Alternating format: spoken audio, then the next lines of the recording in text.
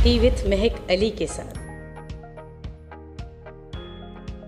अस्सलाम वालेकुम नाज़रीन, मैं हूँ आपकी होस्ट महक अली, अपने प्रोग्राम टी विथ महक अली में आपके साथ। तो आज का हमारा मौजू है सीरत नबी सल्लल्लाहु अलैहि वसल्लम के हवाले से हम अपने प्रोग्राम में अपने मेहमानों से बातचीत करेंगे। इस प्रोग्राम में हमारे साथ मौजूद होंगे सियासी, समाजी, उल्मा और फनकार हजरात। वो हमें अपने इल्मी फरासत से नवाजेंगे। आज हमारे साथ मौजूद हैं हाशमी ख़ानदान के चश्मो चिराग, जो हाशमी ख़ानदान के इल्म के वारिस हैं, जिन्होंने अपने ख़ानदान के बुज़ुर्गों पे 1000 सफ़ात पे एक किताब लिखी जिसका नाम रहनुमा है। ये एक मुस्तनिद किताब है और इसके अलावा बीमार रूहों का इलाज भी करते हैं। तो आज हमारे साथ मौजूद हैं जानी मानी शख्सियत पीर इरशाद अली शाह हाशमी साहब। आइए उनसे गुफ्तगू करते हैं। अस्सलाम वालेकुम पीर इरशाद साहब। वालेकुम अस्सलाम बेटी। हम आपके बहुत बहुत शुक्रगुजार हैं कि आपने अपने कीमती वक्त से कुछ वक्त निकाला और हमारे प्रोग्राम में आए। आपका बहुत शुक्रिया कि आपने हमें सिलेक्ट किया, हमें बुलाया। एनएम प्लेटफार्म का ये प्रोग्राम मुझे बहुत अच्छा लगता है।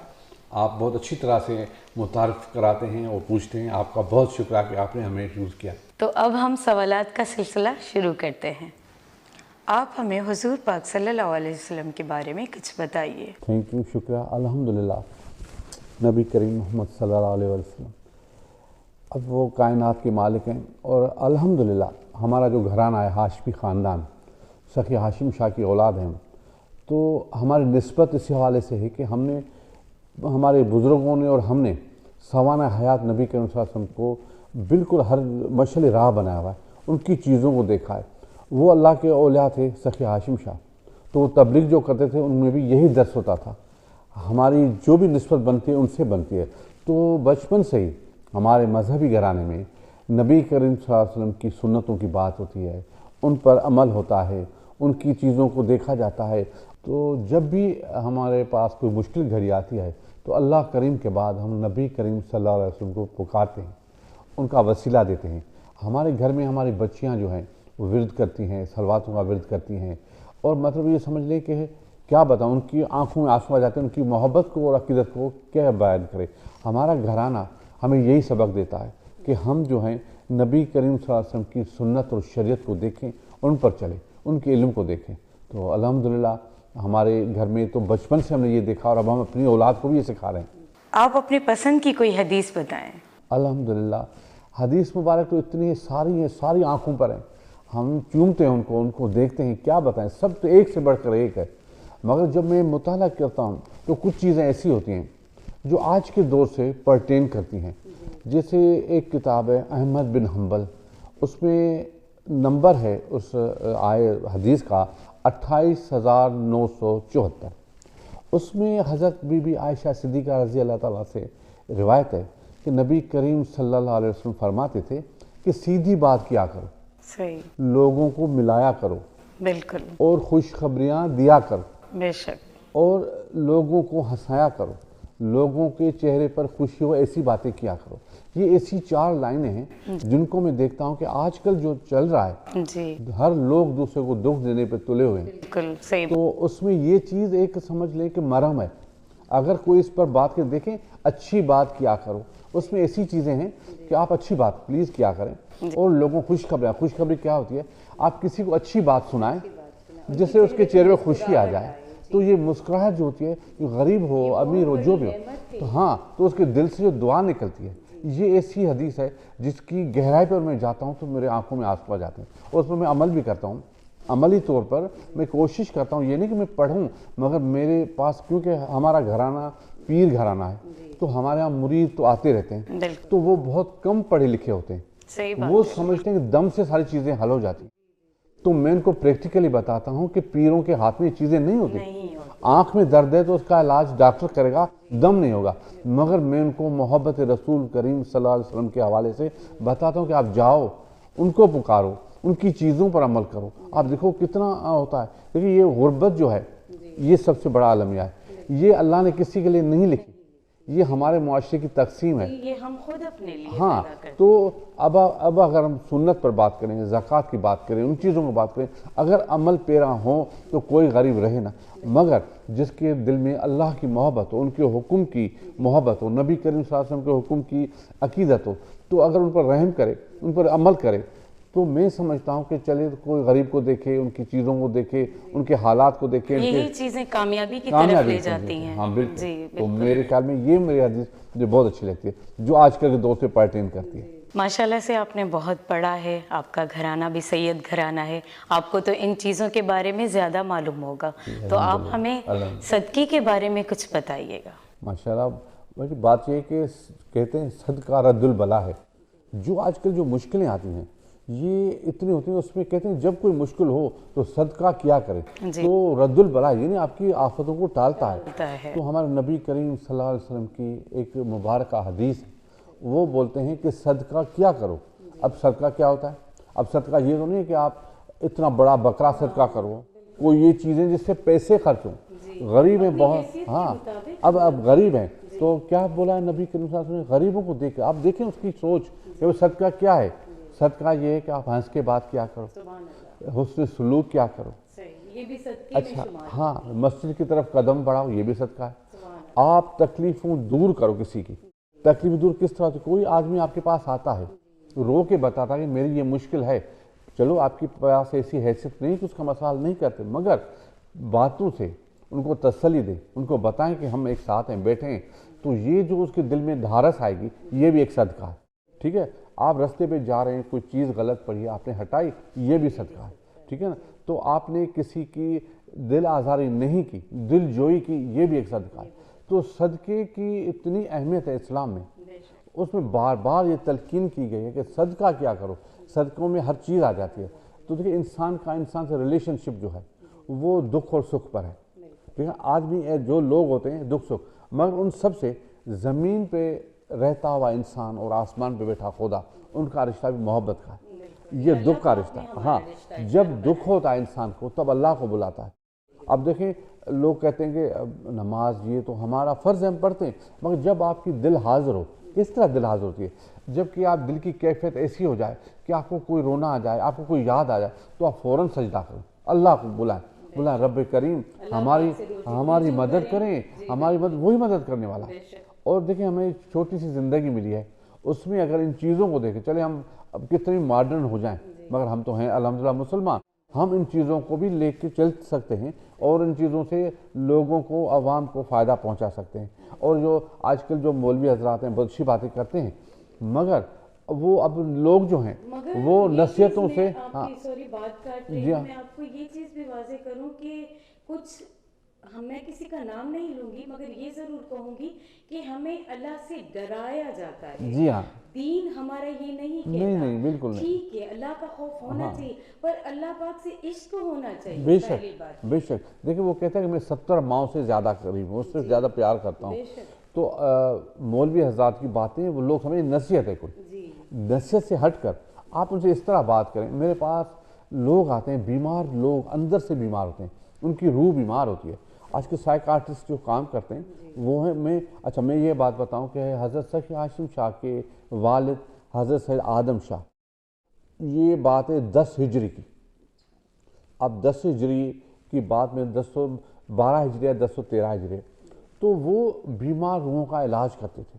ٹھیک ہے, تو اس کے پاس بیماری اس کیا تھی کہ سر ہمارا جو سائیں, جو ہمارا عبادت میں دل نہیں لگتا, ذکر الہی صحیح نہیں ہوتا, اللہ ہمیں یاد نہیں آتا.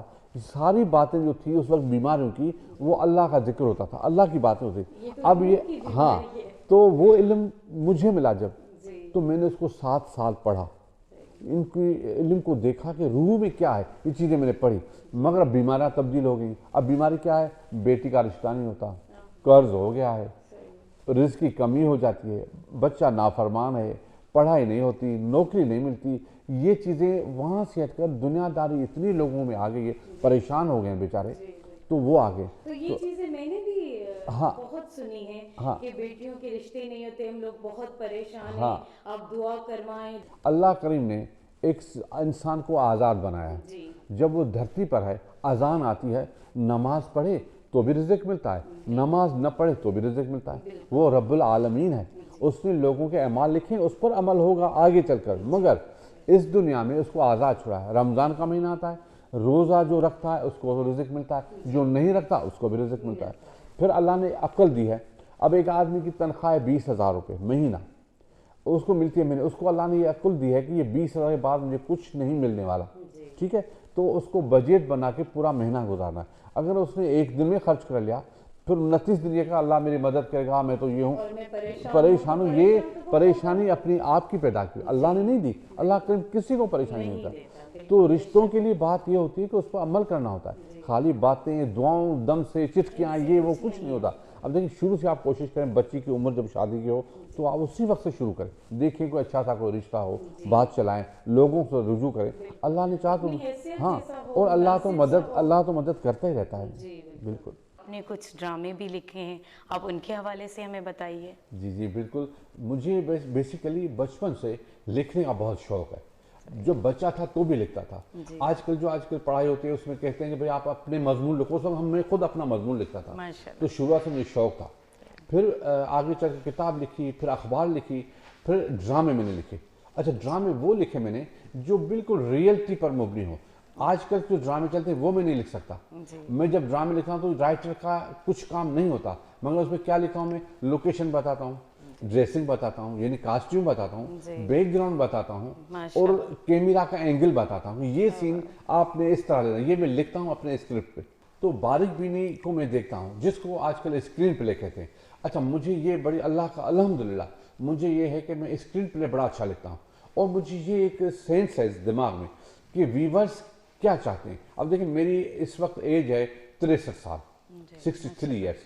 اب میں لکھنا جو شروع کیا ہے وہ آپ سمجھ بہت پہلے کیا ہے, تو میں ویورز کو دیکھتا آ رہا ہوں کہ اب کیا چاہتے ہیں, اب میں دیکھتا ہوں کیا چاہتے ہیں. تو میں اسکرین پلے پر میرا مقصد یہ ہوتا ہے, اسکرین پلے وہ جادو ہے, آپ ویورز کو اس طرح قابو میں رکھیں کہ وہ اس کی آنکھیں نہ ہٹیں, اسکرین پہ نہ ہٹیں کہ دیکھیں اب کیا ہوتا ہے. اچھا, اس میں طوالت نہ ہو, میں اسکرین پلے میرے طوالت نہیں ہوتی, اور سبجیکٹ اچھا ڈائلاگ اتنے اچھے ہوتے ہیں, میں کوشش کرتا ہوں. اچھا, میرے جو چند ڈرامے جس میں تنگ جوتا ہے وہ سیدوں کے طبقات پر ڈرامہ ہے. اچھا, جو میرے ہمایوں سے بھی بات ہوئی تھی. اب مگر میں یہ 26 قسطوں کا ڈرامہ ہے جس میں سیدوں کے 3 طبقات دکھائے ہیں, ایک امیر, ایک درمیانہ, ایک غریب. اب ان کی جو باتیں میں نے دیکھیں, یہ میں ایک دعوی سے کہتا ہوں ایسا ڈرامہ آج تک چینل پر نہیں آئے گا, کسی چینل پر. دوسرا ڈرامہ ہے گٹر, جو بنگالی افسانے سے ماخوذ ہے. مطلب میں نے اس کو ایک لائن لکھی تھی, ایک لڑکی ہے جو دنیا کانوں سے سنتی ہے, اچھا, دیکھتی نہیں ہے, اس کی اتنی پابندیاں. یہ بڑا اچھا سبجیکٹ ہے گٹر. اس میں نے گندگی دکھائی ہے معاشرے کی, اس میں اتنے اچھے ڈائلاگ میں نے لکھے ہیں, کہانی, اور اسکرین پلے ایسا ہے کہ آپ لگے گا یہ. اچھا, دوسرا ڈرامہ جو ہے وہ ہے بدبو.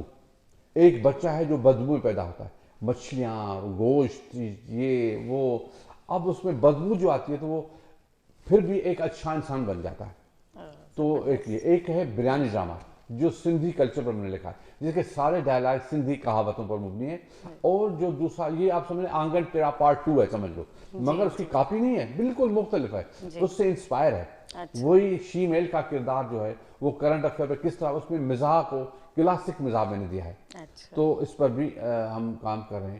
اور بہت سارے اس پروجیکٹ ہیں جیسے مین آف گاڈ, اللہ کا بندہ, یہ صوفیزم پر ایک بہت اچھا ڈرامہ میں نے لکھا ہے, جس میں میں نے میسج دیا ہے کہ انسان کیا سوچتا ہے. ایک میاں بیوی کی زندگی میں جب مشکلیں آتی, چائے بھی نہیں ہوتی, تو اللہ کو کیسے کنیکٹ کرتے. تو ڈرامے کو میں نے یہ دیکھا, اس میں جو دیکھے گا اس کی اللہ سے محبت بڑھے گی. تو یہ ساری چیزیں ہیں, میں کر رہا ہوں. مجھے اور بھی بہت شوق ہے کرنے کا, اور آگے بھی کروں گا. تو انشاءاللہ میرا خود بھی چینل ہے, تو میں اس پر اپنے ڈرامے بناؤں گا. آپ دعا کریں بس, انشاءاللہ یہ ہو جائے گا. سائیں, میں نے آپ کی یہ سب باتیں سنی, ان سب باتوں میں جو آپ نے ڈراموں کے نام بتائے وہ بالکل ڈیفرنٹ ہیں. جی تھینک یو. مسئلہ یہ کہ بیٹی یہ ڈرامے ڈفرینٹ نام سے بھی نہیں ہے, مگر ان کی کہانی بڑی ڈفرینٹ ہے. میں تبھی چینل پر یہ دعویٰ کرتا ہوں آج تک پاکستان میں ایسے سبجیکٹ پر کبھی کوئی ڈرامہ نہیں بنا. یہ روایتی ڈرامے نہیں ہیں, یہ روح کی گہرائیوں سے لکھے ہوئے سچی حقیقتوں پر ڈرامے ہیں, جس کے نام جس طرح گٹر ہے, بدبو ہے. یہ آج تک بدبو پر کوئی ڈرامہ نہیں ہوا. ایک بدبودار ماحول کو میں نے اس طرح بنایا ہے کہ لوگ پسند کریں گے. گٹر ایک لڑکی کہانی ہے. جس طرح گٹر میں نے ساری گندگی معاشرے کی دکھائی ہے, مگر اس میں پاکیزگی بھی دکھائی ہے, اور اللہ سے جو گٹر والے لوگ گناہ گار لوگ ہیں اس کا رشتہ بھی بتایا ہے, اور اللہ کی خوبصورت دنیا وہ بھی دکھائی ہے. تو یہ ساری چیزیں اس میں آ جاتی ہیں. تو اچھا, ایک میں نے ڈرامہ ابھی ایک یہ سولو پلے لکھا تھا, گنجی روشنی. اس کا اسکرین پلے مجھے بہت پسند ہے. یہ ایک لڑکی کو گنجا کرتے ہیں, اس کا نام روشنی ہوتا ہے. تو اس میں جو میں نے گاؤں کو لوکیشن, اچھا میں ڈرامے کے ساتھ لوکیشن بھی دیکھتا ہوں. یہ جو بھی ڈرامہ میں لکھتا ہوں تو لوکیشن دیکھتا ہوں, لوکیشن کو دیکھتا ہوں کہ کیسے گاؤں ہے, کس طرح کام کریں. روشنیاں لالٹین لے کے کیسے لڑکی, جب لڑکی کو لے جاتے ہیں تو لالٹین کم از کم 25 لالٹین ہوتی ہے رات کے وقت سین جائیے. تو گاؤں سے جب لڑکی کو لے جاتے ہیں وہ لوگ, چلو تمہیں سائیں نے بلایا ہے, جو روایتی لوگ ہوتے ہیں, تو جب اس کو گھسیٹ کے لے جاتے ہیں تو عورتیں جو ہیں وہ جھانکتی ہیں اس طرح سے لالٹین کو لے کر. تو وہ میں نے جب دیکھا, مجھے ایک تصور میں ایک سین تھا. یہ سب چیزیں آپ نے لکھی؟ ہاں میں نے لکھی, یہ لکھی, اور میں چاہتا ہوں کہ میں اس کو اسکرین پر لاؤں تو لوگ دیکھیں, اس کو اچھا لگے گا. آج کل کے ڈراموں سے 1000 گنا وہ اچھے ہوں, کیونکہ مجھے اپنی بات نہیں کرنی چاہیے, مگر میں جو دیکھتا ہوں یہ کہانی آج کل نہیں ہوتی. نہیں, یہ تو سچ ہے کہ آپ بالکل ڈیفرنٹ لکھ رہے ہیں. جی, ہر چیز کو باریکی سے دیکھ رہے ہیں. اس طرح سے سب ڈائریکٹر نہیں کرتے, سب رائٹر نہیں کرتے. جی, شکریہ, آپ نے بہت بہت مہربانی. آپ اپنے چینل الہاشمی کے بارے میں کچھ بتائیں. جی, میں بیٹی, مجھے جب شوق تھا کہ میری چیزیں جب آگے نہیں جا رہی تو میں اپنے چینل سے کروں, تو میں نے ایک ویب چینل الہاشمی چینل کھولنے کا اعلان بھی کر دیا, اس کا کام بھی شروع کر دیا ہے. مگر جیسا آپ کو پتہ ہے کہ تھوڑا بجٹ کا مسئلہ ہے, کیوں بجٹ بھی کام بھی کرنا, ہمیں کم از کم جو ہے وہ 6 مہینے کے پروگرام کلیکٹ کرنے. ابھی ہم نے 2 مہینے کے پروگرام رکھ لیے ہیں, باقی 4 مہینے کو, اس کے بعد میں اس میں ٹائم تھوڑا لگے گا. اس میں ہم نے ٹاک شو رکھے ہیں, کرنٹ افیئر پر لکھا ہے, ایشوز پر لکھا ہے, اور مطلب دکھایا ہے, اور صوفیزم پر دکھایا. مٹیاری کی جتنی بھی درگاہیں ہیں اس کے صوفیزم پر ہم نے ڈاکیومنٹری پکچرز بنائی ہیں, فلمیں بنائی ہیں. جیسے بزرگ ہیں سخی ہاشم شاہ, تو وہ پوئٹری کرتے تھے, مگر اس وقت اردو نہیں آئی تھی تو سنسکرت تھی, سنسکرت بولی جاتی تھی. تو اس نے اس زمانے میں اردو سنسکرت سے مکس کے ایک شعر بولا تھا کہ وہی ہووے جو ہو چاہے, چاہیے نہیں چاہے, حسین شاہ پانی لاوے, ہاشم شاہ دھبے دھوے, پھر بھی روے کہ پانی داغ نہ دھوے. تو یہ شعر بھی ہم نے اس ڈاکیومنٹری میں شامل کیا ہے. تو اس میں ہم نے ایک کنویں کی تلاش میں گئے, گاؤں کا ایک کنواں دیکھا, پھر اس میں پرانے زمانے کا برتن دیکھا, اس میں رسی بھی پرانے زمانے, وہ جو سلو موشن میں آتی ہے پانی, پھر وہ بھائی جو ہے پانی لے کے آتا ہے وضو کے لیے, وہ ہم نے اس طرح محنت سے بنایا ہے کہ لوگوں کو ضرور پسند آئے گا. اس میں سوان ہے پورے ولیوں کی, مٹیاری میں جتنے میوں سید حاجی, سید شمیر, جو سائیں محمد شاہ, سائیں میوں جیندو, سائیں سخی ہاشم شاہ, سائیں سخی رکن دین شاہ, جتنے بھی اللہ کے اولیاء مٹیاری میں مدفن ہیں, ان کی ساری ڈاکیومنٹری نالج جو ینگ جنریشن کے لیے ایک علم ہوگا, ان کو پتہ ہوگا کہ یہ کیا ہو رہی ہے. تو میں اس چینل میں یہ بھی چیزیں لا رہا ہوں. میرا بڑے زبردست پروگرام, مگر کچھ لوگ چاہتے ہیں فوراً آ جائے. میں معیار پر کبھی کمپرومائز نہیں کرتا, میں معیاری کام کرنا اچھی چیز بنانے کے لیے تھوڑا سا ٹائم تو لگتا ہے. میں سب سے اچھا, میں نوشاد مرزا صاحب سے بہت متاثر ہوں. اس کے ساتھ ہم نے ایک ڈرامہ کیا تھا جو بھی ایک سچی ایونٹ پر تھا. ایک تسنیم سولن کی لڑکی تھی, اس کو فقط اپنی پسند کی شادی پر کتوں سے کھلوا کے ختم کر دیا گیا تھا. ہم نے وہ ڈرامہ لکھا, ہم نے نوشاد مرزا صاحب کے ساتھ وہ ڈرامہ کیا. ایک لڑکی کو لیا, بہت اردو اسپیکنگ تھی, تو وہ سندھی ڈرامہ تھا, تو ہم نے اس کو انگلش میں ڈائلاگ کے دیے. تو جب کتوں والا سین تھا تو ہم نے کتوں پر بھی کمپرومائز نہیں کیا, شکاری کتے بلائے. وہ اتنے کتے تھے, لڑکی ڈر رہے تھے, ہم نے اس کو یوں چھوڑا اس کے کتے. تو یعنی آپ سمجھ لیں اس کے ایک ایک سین پر ہم نے محنت کی, یعنی تقریباً سمجھ لیں کہ اس طرح کہ ایک ہی سیٹ پر ہم نے 16 لوکیشن پر کام کیا. مگر اس میں سب سے خطرناک جو لوکیشن تھی یا سین تھا وہ قبر کا تھا. جب اس کا ایک سین تھا کہ لڑکی کو بغیر کفن کے, بغیر غسل کے دفنا جائے. یہ ایک فیکٹ ہے, یہ ریئل, یہ ظلم تھا. تو جب یہ سین ہم نے اوریجن کیا, قبرستان میں گئے, قبر کھدوائی, قبر بھی کھدوائی جتنی کھودی جاتی ہے. اس میں اس ہیروئن بچی کو بولا کہ آپ لے جاؤ, تو وہ ڈر رہی تھی کہ قبر میں مجھے ڈال رہے ہیں مٹی.